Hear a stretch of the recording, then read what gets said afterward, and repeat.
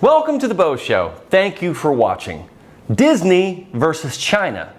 Maybe not a sentence you'd expect to hear, considering all of the wokeness you have heard coming out of Disney in recent months, especially when it comes to kids. But this story really piqued my curiosity. Doctor Strange in the Multiverse of Madness is the second installment in the Doctor Strange franchise of movies from Disney and Marvel. It was released in the US on May 6th and has done quite well at the box office, grossing over $200 million domestically and over $500 million globally. But here's the interesting thing about this movie. There is a scene in which a yellow newspaper box kiosk can be seen. Take a look at it in this trailer.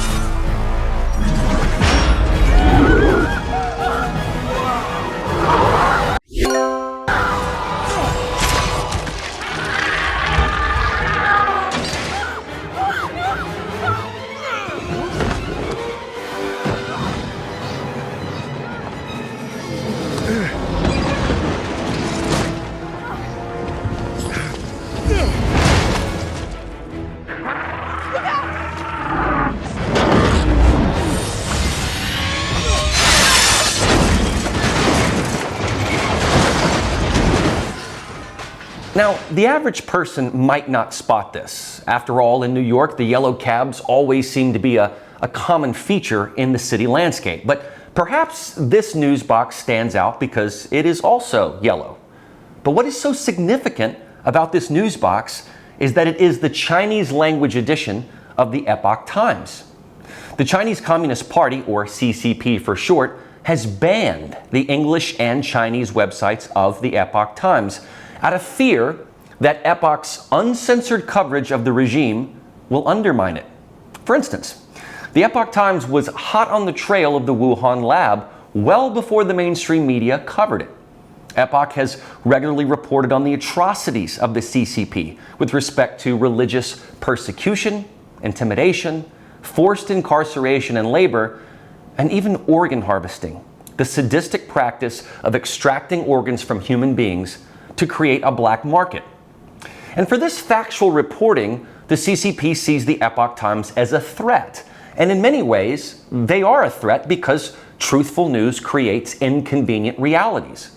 Epoch has reported on political infighting within the party, the regime's human rights violations against ethnic minorities and religious groups, and most recently, the Chinese people's anger and frustration with the regime's draconian COVID-19 policies. The enemy of the CCP, therefore, is the truth. And if you look at the Epoch Times mission statement, they stand on two major pillars: truth and tradition. The CCP has eradicated ancient Chinese tradition and replaced it with the specter of communism. The CCP directly criticized Epoch in January 2021 when the State Department published an interview with then Secretary of State Mike Pompeo on the Epoch TV show American Thought Leaders. And in this interview, Pompeo said the following, quote, "You go back all the way to Tiananmen Square. We've known the nature of this regime. And frankly, freedom-loving people across the world have known the nature of authoritarian regimes throughout history, and yet we ignored it. We ignored it in part because we had a foreign policy establishment that believed deeply that if we traded enough stuff with them, if we engaged with them, that some of the Chinese Communist Party would engage at least externally in the world on a fair and reciprocal basis. And that was patently false all the way through. And yet the resistance from lots of quarters was enormous for a host of reasons. Some of them economic, some of them just truly people who thought they could get to a better place. It's clearly not true. President Trump recognized that when he began his campaign and then when he took office, we've now changed fundamentally how I think the West looks at China, not just the United States. Even when you look at Europe, Australia, and Southeast Asia, they know too. They know that the Chinese Communist Party is up to no good, unquote. So this stark admission by Pompeo, which came from an interview on Epoch Times, Epoch TV, definitely bothered the CCP. I actually had the chance to interview Secretary Pompeo at a Turning Point USA conference. And here's what he said about the CCP. Mr. Secretary, you have a unique perspective on China, and especially on the persecution of Falun Gong there, many of whom are right here around me. I'd like to know if you feel the Biden administration is pursuing the proper course or what you would do differently. No, not remotely. Indeed, I've heard that as I've been walking around here today. People from Hong Kong, people from other parts of China who are thankful for what the Trump administration did and are frightened by what the Biden administration is not doing. We had the right approach. We were the first administration in decades who challenged the central thesis of the Chinese Communist Party and its tyranny and authoritarianism. And with respect to the Falun Gong, the absence of religious freedom in China is horrific. It is tragic. It's gone on for too long, and America needs to lead the world to ensure that those people have the opportunity to practice their faith in the way they want to. This policy change was a big one for the United States in terms of how it dealt with China. So I lay this framework out because Epoch is a company that will address the CCP's atrocities. A day after that interview Pompeo had on American thought leaders on Epoch TV, China's foreign ministry spokesperson slandered the Epoch Times as an evil media organization during a daily briefing. She also attacked Pompeo for having promoted, quote, political virus and political lies, unquote. This is ironic because COVID-19 was an actual virus that came from China, but the real virus has indeed been a political one. It's the propaganda that comes out of the Chinese regime, which is all designed to maintain its power. So it is clear that the CCP views truthful journalism as a problem. The 2016 Doctor Strange movie did open in China and grossed $109 million there. So this is not insignificant. But this latest installment will be a problem just for that one yellow newspaper box. Other Marvel movies such as Black Widow, Shang-Chi and the Legend of the Ten Rings, and The Eternals did not open in China. China also apparently asked Sony Pictures to remove the Statue of Liberty in Spider-Man No Way Home, but Sony refused to do so. And so, of course, the film was banned in China.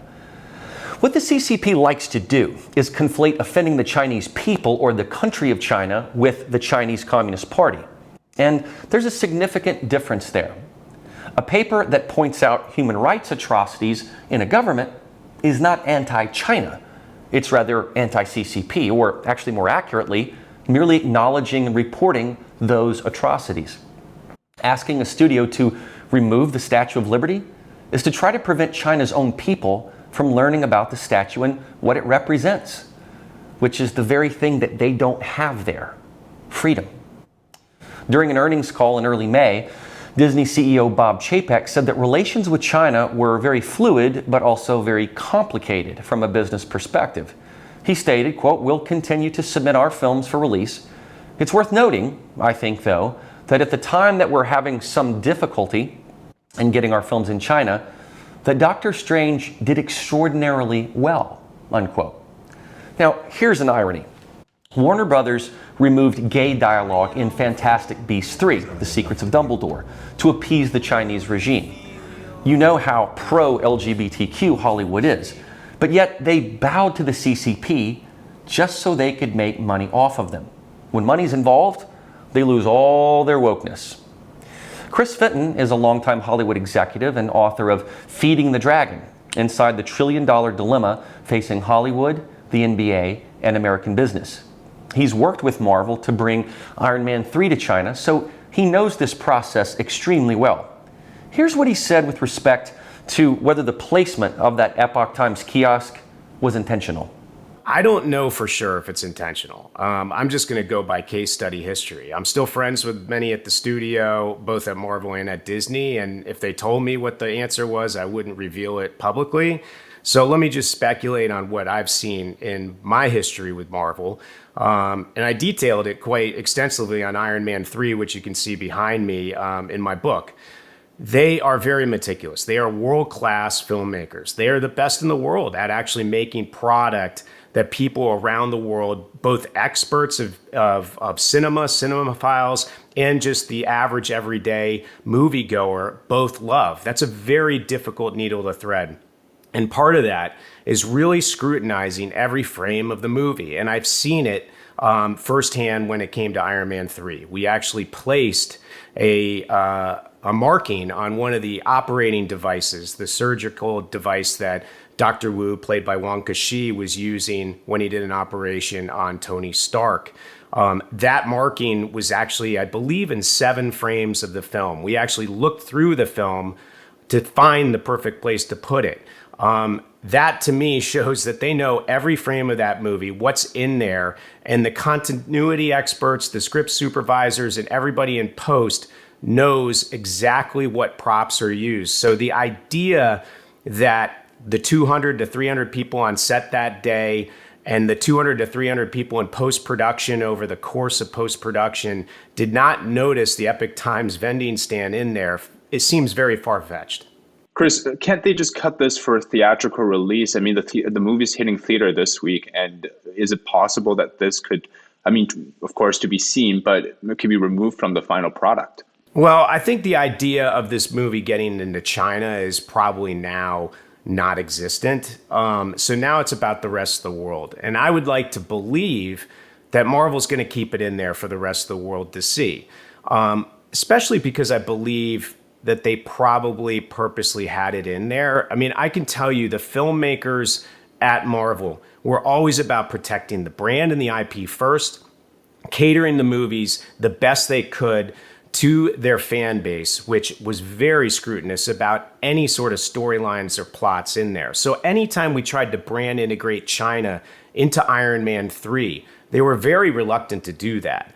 So in the case of China actually being provoked in a way where Marvel feels like they have to remove something for the rest of the world to see, I think they say no to that. And whether China actually asks them to do that or whether they just assume that ask is there and they don't do that, I don't know. But I'd like to believe Marvel does not remove it for the world to see. This was very interesting to me because Fenton knows that people at Marvel and how meticulous that they are. Was this placement of the Epoch kiosk intentional? And if so, why? They knew it might prevent a Chinese release. I personally thought that if China asked for it to be cut, they'd cut it. Money talks above everything else in Hollywood. People sell their souls, so, Fenton is only speculating here, but he feels that Marvel may resist and actually perhaps stand up to China on some of these creative decisions and not kowtow.